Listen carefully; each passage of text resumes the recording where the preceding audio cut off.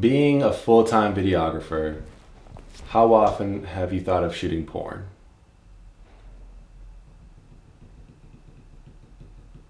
Never. Never? Okay. No, I heard that there was a comic that used to just edit porn. And I think he's a headliner, but I was first like, that's an interesting job. Really? I feel like you just get so desensitized. What's his name? I don't know. I just don't want to say the wrong person. No. But, so how long have you been in the game for video editing and comedy? Video editing since 2013. I've been doing comedy since 2018. Doing them together since 2021. What made you? Because that's a long gap. How long? Like, what made you? Were you just doing? What type of videography were you doing prior to being in like the stand-up world and the creative scene? So the video I was doing before was a lot of like corporate stuff. That was like manuals for like there was like this new ultrasound equipment that came out. Mm-hmm. I was like doing the test videos for that. There'd be like corporate insurance companies, a lot of boring stuff.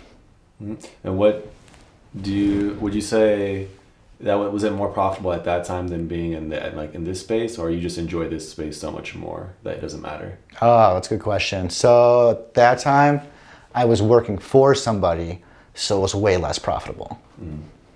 How was the shift from going to say just making the shift to freelance? How was that? Or were you basically, you already knew what to do, you just had to build up the network? So what's your question? No, how was it making that shift from like working for somebody to freelance? Very easy, because I stopped working for someone like in the video world, and then I had like a regular 9-to-5 outside of video for a long time. And so there really wasn't a transition from like the video going on to like your own video. Mm-hmm. Like I was doing, I don't know. You're gonna edit this, right? No, I'm kidding. Nothing at all. Nothing at all. No. The transition was easy. Yeah. Where is it? I don't know. I'm just as far as like comedy wise, what made you want to do that?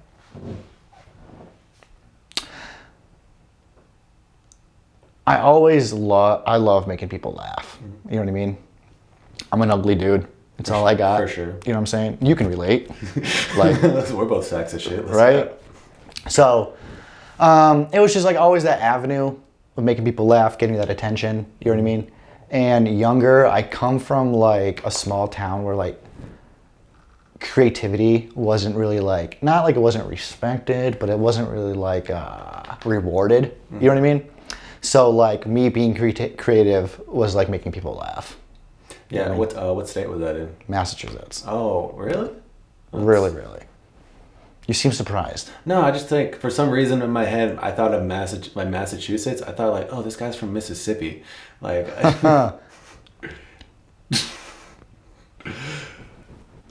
For sure. No.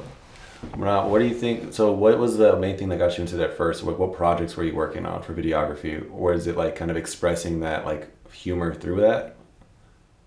Are you asking what was the first comedy projects I got into? No, what was videography? Did you just start off with comedy? No, I'm saying like what? No, it was those corporate videos and stuff like that. Okay, because I wasn't sure if you just people like usually a lot of people like that do like YouTube or get into editing. They start off with just like fun things. Oh, gotcha. So like what got me into that like that? Okay, gotcha. Yeah.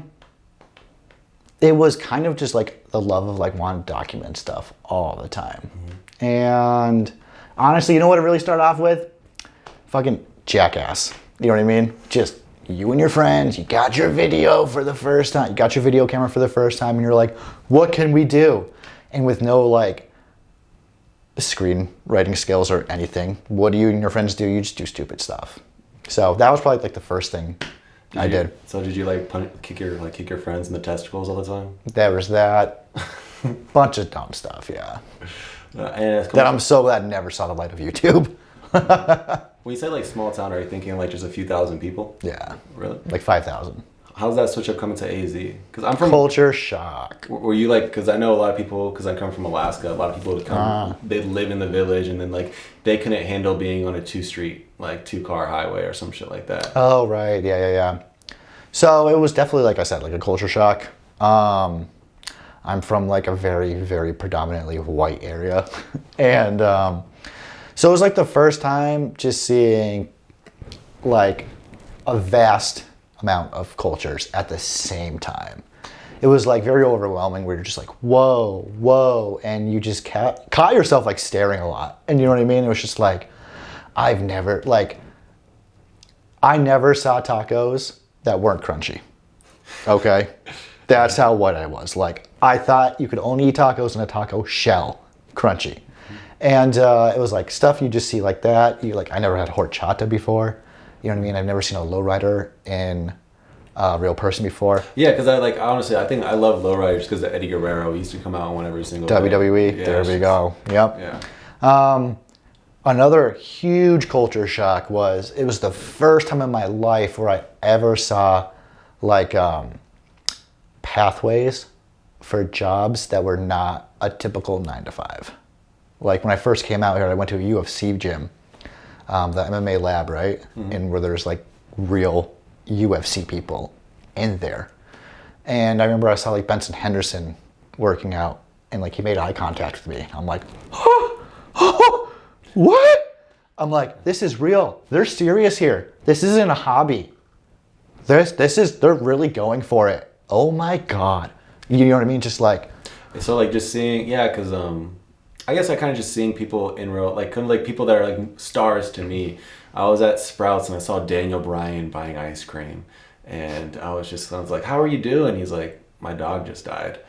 And I was just like, can I get a picture though? Really? You saw him at Sprouts? I saw him at Sprouts over in Scottsdale, yeah. Wow. Yeah. You know who Val Venus is? Yeah. He has his own dispensary? I thought he died. Did he? Recently? Well, are we talking about the Val? No. From WWE? Are you talking about the white guy or the guy that weighed like 500 pounds? The big black guy? Val Venus was, I'm pretty sure, the only Val Venus. It was the Attitude Era. No, I know, but like Viserys is who I'm mixing up with. Yeah. Those V's. Gotcha. He wasn't big. Okay. No, yeah. I know what it is. Yeah. Okay. He's got his own dispensary. Yeah, I think that's just weird, just seeing people casually out here. I think it's the same thing when I saw like I think the option of coming from a small town is being able to see like comedians and shit like that. That was pretty cool too. Yeah. That was like, I remember listening to like the Joe Rogan podcast and hearing like Tony Hinchcliffe or Joey Diaz, you know what I mean, Brian Callen. And then going to Stand Up Live or Tempe Improv and seeing them live, you're like, oh my God, is this happening? Like, what? What? You know what I mean? Like, this is crazy. Because like where I'm from, it's such a small town. And it's like not near Boston at all. And like, that's where all the people would go, would be Boston. And so like when you would, it was just like a fantasy land of being able to like see these people in real life. You know what I mean? Like it just wasn't in the cards back home. Mm-hmm. So you come out here and you're like, holy shit. Like I remember there was like Arizona, what's that like festival? Like, it's not Gold Rush, it's another one. They've had a few. I went to a trash festival last week, but you know. Yeah, and like when I first came out here in 2015, it was like The Game and Kendrick Lamar were headlining it. And you're just like, okay, yeah, I'll go see that. I mean, I didn't, but yeah, I had the option to. It's really just about having the options that makes you feel not trapped. It's just like big time. Or not even just like not trapped, it's like you just feel connected. Yeah. You know what I mean? Yeah, I think, especially when you come on a smaller place, Alaska, it's like if I want to leave, it costs like one way to get out or one way to go there right now is $500. So it's just like $500. I could go to like New York there and back round trip. So you're from Alaska? Yeah, I moved there when I was like 1. So stayed there for like 21 years. Wow. That makes a lot of sense now. What makes sense? That you're from Alaska. Okay. Because you're so white with black hair. Oh my gosh. His words, not mine. Love you, Jeff. No.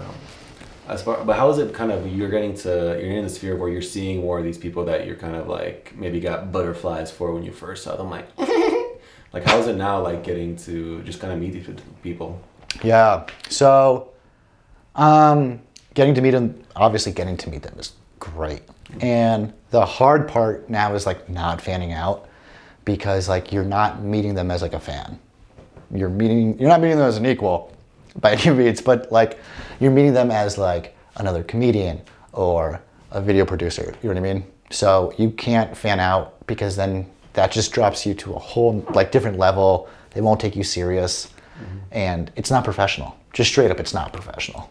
You know what I mean?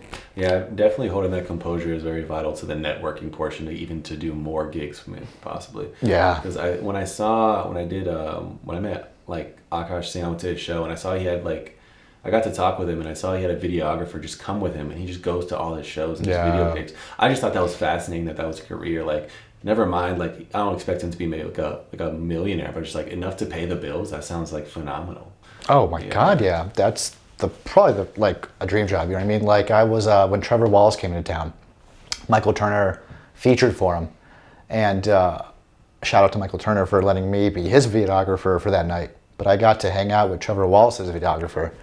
And that's what he's doing. He's traveling everywhere with him. You know what I mean? And like every big time comedian has a videographer now. So there's a lot of money in comedy and like videography. So especially when you put them together, like one of my favorites is Bert Kreischer. If you've ever seen his vlog on like YouTube, hilarious. And it has Phoenix in it too. It's great. And I was at that show that he did. But yeah, to answer your question, the difference is you just gotta be way more professional now. You can't be a fan. Yeah, you can't enjoy them as much. No, I'm just messing with you. I'm just like, have you had that opportunity to like be that videographer for a comic or a job? You were just like, I can't do that right now in life. What? Have you had like to turn down opportunities for work where you're like, I don't know, say if somebody asks you, hey, I want you to travel the road with me and to be my videographer. Have you had those opportunities? Yeah. Really? Oh.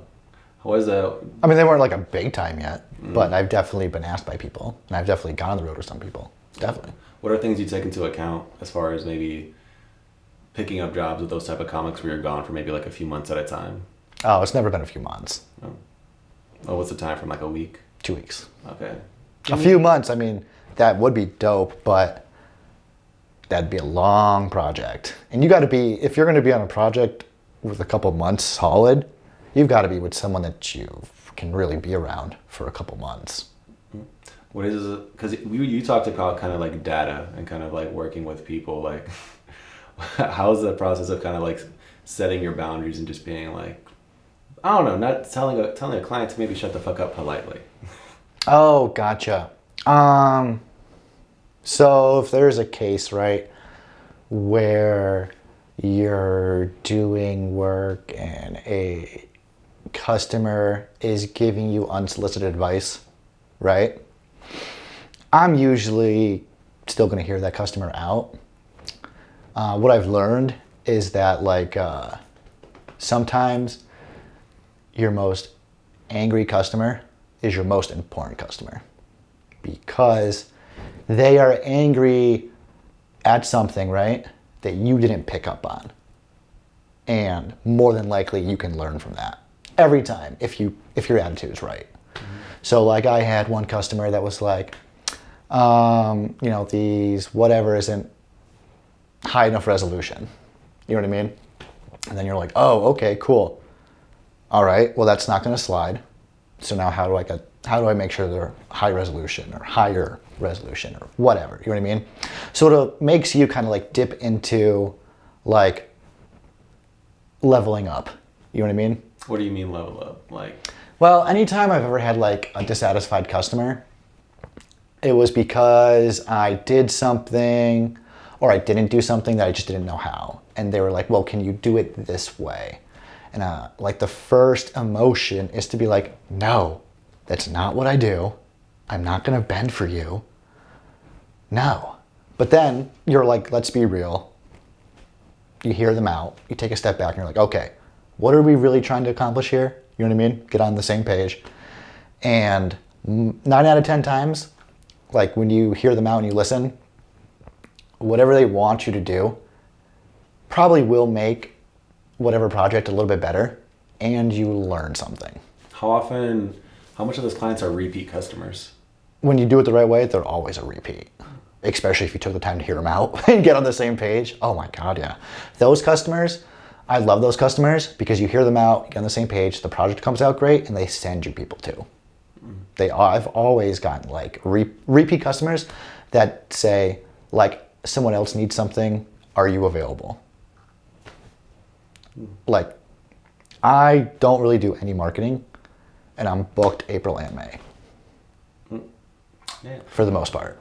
What is it, just kind of your own experience, is there anything that you signed up for that was over your head that you're like, shit, but... Oh, God, yeah. Really? A bunch, especially, yeah, God, yeah. Totally. And that's what I'm talking about, where, like, there will be a lot of times where they'll just, like, the client will just want something that you've never done, you have no idea how to do, and somehow you're like, how did this person get me to, like, sign off on this? You know what I mean? And next thing you know, you're like, I've got to get it done. So then your brain starts working different. You start pulling resources from places that you thought you've never would pull a resource from. You make a contact where you haven't contacted this person or whatever, right? You get it done. And all of a sudden, your services have grown now, and you know how to do more stuff, and now you're making more money. And now you've got another client that's going to send you more clients. Because you're almost a decade in the game of what you do, right? Yeah. Yeah. How does that feel, like saying, like, I'm a decade? Never thought about it. Doesn't really, because it wasn't consistent work. You know what I mean? So, like, my decade, I would really consider started 2021, I would say. That's when I was, like, dead serious. Like, I'm doing this for myself, and I'm a videographer. Before, when I was doing, like, working for other people, like, it was cool. I was definitely in it. You know what I mean? But it was only for, like, 2 years consistently. And then it was, like, a bunch of time in between. Did COVID have an impact for how you wanted to approach the game, like approach it? No, I actually did it after COVID. Right. Well, I guess so. Yeah, I was thinking maybe something happened during, because everything's COVID now. Right. But it's just like, I don't know if it's a job loss or you're just like, I just want to keep doing this. There's money on the table. Why not? Wait, what? No, it's like, my questions are phrased differently. No, I was just saying if there's anything that happened during that time, like 2021, you're like, like, why not just keep on doing this more and more? Gotcha. Yeah, so 2021, yeah, right? That's a great question. Okay, so basically, I realized I was just like, man, I was like waking up at like 4 a.m. to like video edit. And so I could be like at work for like 9, you know what I mean? So I could get like 4 hours in between, and then I would video after. And I'm like, damn, I'm spending a lot of time doing this. And then you just get that, I thought we were like, what if I just took this 40 hours that I was using on this company and just invested into myself? Mm-hmm. Could I make the $2,000 I need a month? Probably. The answer is yes. So then you just seriously think, like, devote your time to yourself, and like, if you legit spend 40 hours a week on coming up with ways to earn a living for yourself, you're gonna do it. You know what I mean? It's gonna happen. And was there any doubt, or was it kind of confidence? It's just like because like I feel like if you're editing at 4 a.m., I just feel like you maybe have a steady workload, or.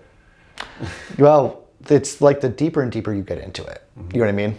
So like, it went from just slapping an intro and an outro, right?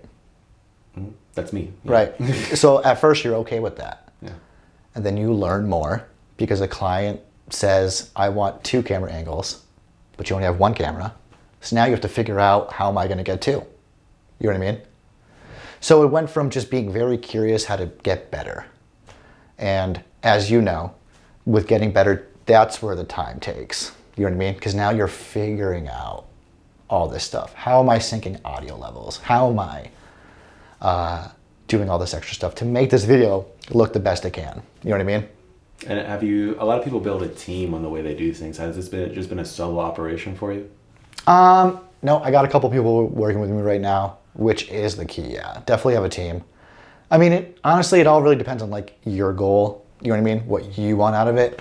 Personally, for me, I want to cover as much ground as I can, and still do stand-up comedy. So yeah, I want a team. I definitely want a team. Has that been to the point where you have employees now? No, not employees, but you have people that you can contract. Because if you have employees, and it's a whole nother like paying thing with like, are they full time? Are they part time? You know, do I have to give them health insurance? All that kind of stuff. Because you do, I don't know if you do a lot of this stuff, but I know when I saw you at one spot, you were doing it with your girl, correct? Yeah. And how's that dynamic been for like your relationship? I don't know if she's like. Oh God, she gonna kill me for this, but it was hard. I'm not gonna lie. Like when you're starting a journey, like a true journey, you know what I mean? And that could be anything from being an entrepreneur to, we'll just stick with like being a comedian or being a UFC fighter or even like a guitarist, right? And you're serious about it. Like you're on your journey, like you made up your mind, like this is what I'm going to do. Everything else doesn't really matter. You know what I mean? And you have to be like that. You have to be like that dedicated and that focused. It can be tough because you have to learn how to balance shit. And balancing shit is so hard because you're like, well, I have this deadline. And if I just worked 3 more hours till 2 a.m., I could get this done and I could do it. But it's like, then you're taking time away from the relationship. You know what I mean? And then you got to just figure out like what's more important. And for a guy like me to live like the life I want, the relationship definitely comes first. You know what I mean? Like, How did it take you time to learn? Because I don't know, when I hear balance, I just think of like, because people say like time management. I just think it's like really prioritization of just figure out like what's needed first. How long did it take you to realize, okay, I need a date night for sure? oh God. You realize that like right off the bat. When does it actually happen? I don't know. I'm still waiting. It's like... No, like, we definitely go for date nights, but like you realize that you have to be like more consistent on it. You know what I mean?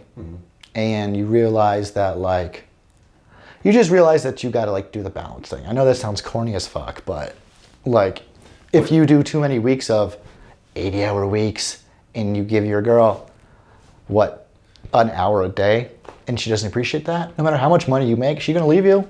You know what I mean? Like if you're not, so it all depends on like what your goal is. You know what I mean? My goal is to have a family and work for myself. You know what I mean? How has that balance been? Because I found myself, because photography and videography, it's really fun. Like doing these vlogs and shit, making skits.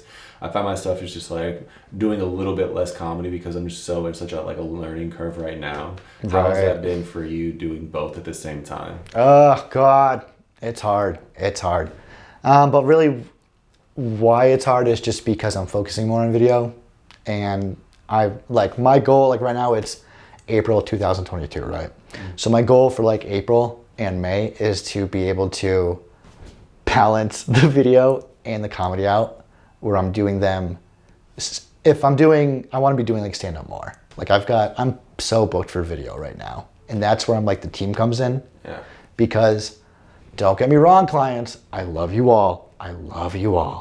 But I'm a comedian before a videographer. Well, would it come to the point where, because I saw this one thing, it's like whatever you're charging, you're probably undercharging. And I kind of feel that, would that just mean really you doubling your rates so you can just have those high-end clients so you can have more time to do stand-up? Or do you think you need to have expand your team? It would be to expand the team. And what does that look like as far as like, does that mean just Fiverr? I mean, it definitely could be Fiverr. Ideally, like in a perfect world, I would have someone that's not a comedian whatsoever. You know what I mean? Or someone that just wants to be a fucking camera person. Like they just love being a camera person. That's who I'd want. And someone that just loves to edit. Not someone that's a comedian and also likes to do camera work, you know what I mean? Because what happens is, like I am working with one comedian that is doing my camera work and he's doing great. So this is not about you, okay, bro? You're doing great. Shout out to Adam Black. Adam Black. But what happens a lot is comedians will be like, I want to be your camera guy, da da da da. And then like I'll be like, okay, cool, I've got a gig. Come to Tempe Improv with me. House of Comedy, Stand Up Live. They will come. They'll be behind the camera and they'll see all the homies on stage and they'll instantly just feel jealous. That's a real thing? Every time. Every time. I feel more hyped to see my homies, honestly. Well, that's some data, you know what I mean? How's that portion of kind of like, not to be corny, like the leadership aspect of it, of actually like drawing lines and boundaries of working with people, say that are your like contemporaries, and just be like, no, I'm not doing that shit for free. Or if they do work for you, they're like, you actually got to get some shit done. Right, yeah. So it all depends on like the client. You know what I mean? Like, this sounds corny, but attitude's a huge thing. You know what I mean? Like, if you're straight up with me and you're like, hey dude, like, I am broke, okay? But I've got a fire set. I'm gonna be at the Tempe Improv and I really need a video submission, okay, for these festivals coming up. I can work with you, you know what I mean? Mm-hmm. But if you're an asshole and you're like, oh yeah, I don't need your package and I can shoot my set on an iPhone and blah, blah, blah. And then you like come up to me like 2 months later and try to be like, hey, can you shoot my set, bro? It's like, no. Like, because like my biggest flex is I'm pure from the jump. You know what I mean? And that's how you stay making money. Like if you ever go into a project thinking, I'm only going into this project for the money, you're not gonna make any money. If you go into it because you're excited, you wanna do it, that's where all the money's made. I like that. When you say like pure from the jump, I love your slang and your super whiteness at the same time. I like the combination. What are some moments you've had to been raw, just out of curiosity? Have been raw? I mean, when I say raw, I mean just like really just put your every foot time. Down. Tonight. Put the foot down. There are a lot of people that want stuff for free. You know what I mean? And it's understandable because a lot of my work is for comedians. And a lot of comedians like will do a video and they won't post it just for whatever reason. Maybe they had an off night, maybe they don't want to burn material, maybe they whatever. So a lot of the time I do get people that are like, they'll see a price and they'll just be like, yeah, I'm definitely not paying this. And then they'll somehow try to like talk shit. And so the way to be raw, right? Because the first emotion is to like just knock them the fuck out. Facts. You know what I mean? Yeah. But you can't do that. You just can't. It sucks, but you can't. So the like way I like keep it real or keep it raw, you know what I mean? Is you just like gotta ask them. Be like, yeah, what would make you feel that way? What would make you say that? Then you're gonna get some data. More than likely, the person that's never paid that price has never gotten a video, which means they're just inexperienced. And off of my like kind of my tadpole experience compared to like your ocean, that's a very accurate statement right there, I gotta say. Yeah. So now you as the entrepreneur, and like this is all kind of going into like kind of like not customer control, but think of it as like crowd control. You know what I mean? Because more than likely this conversation is going off in front of a couple people. You know what I mean? Mm-hmm. Who are paying you for the services, and this one person's like, no, what the fuck? Mm-hmm. So how do you keep it raw? How do you keep it real, right? So then, like, they'll complain, they'll do something, and then my biggest like phrase is like, how, like this phrase has like solved a lot of problems. All right, Jeff, you don't want to pay those prices, dude? Okay, I'm willing to hear you out, bro. How can we meet in the middle? And then more than likely, they'll say whatever they want to say to get off their chest.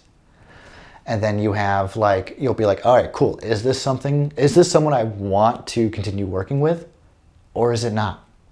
What's the real ROI, return on investment here? You know what I mean? Like, because there's plenty of people that will be like, do my video, ba ba ba ba ba. And they're just like super rude. And then they're offended if you ask them to tag you. And you're just like, what are you projecting right now, bro? I just feel like You know what I mean? I'm really, I don't know. I dread the day I run into these people. Like, Gotcha. 'cause I feel like everyone's been like so. I'm glad because I run into that issue of like, you made that joke about it. It bugs the fuck out of me when people add a filter to a photo because they may not know it, but I spend time in Lightroom trying to make you turn a 4 into a 4.5. The basic way I could explain it is you're a chef, and basically I just gave you a nice meal, and now you're trying to add way too much salt or something else, your own flavor, and don't do it. Yeah, you just put ketchup on some gumbo. That's what you. Right. Yeah. Exactly. Yeah. No, I hear you on that. That's crazy. What kind of land this ship? I like how it ended. Can't say it started nice, but I like where it lands. I guess. But where do you say like 10 years from now you see this? What would you expect yourself to be like 10 years wise? I'm gonna be that comedian hiring a videographer to film all my sets and help me vlog and travel the world. Basically, I would love to be like Chris Stefano with like a homeless pimp. Fade to black.